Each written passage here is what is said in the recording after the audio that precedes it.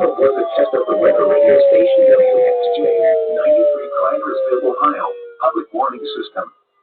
During potentially dangerous weather situations, special field receivers can be automatically activated by the signal to warn of the impending hazard.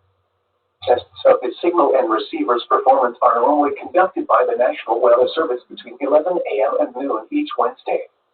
If there is a threat of severe weather, the test will be postponed to the next available good weather day. Reception of this broadcast, and especially the warning alarm tone, will vary at any given location. This variability, normally more noticeable at greater distances from the transmitter, can occur even though you are using a good quality receiver in good working order.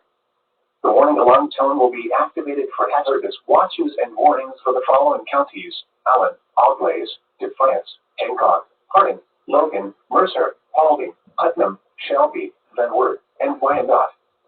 This concludes the weekly test of weather radio station WXJ 93 Cliversville, Ohio.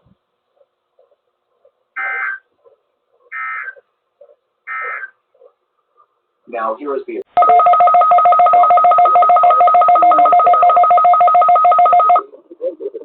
weather service radio warning alarm for KCZ 47 listening area of Northwest Ohio.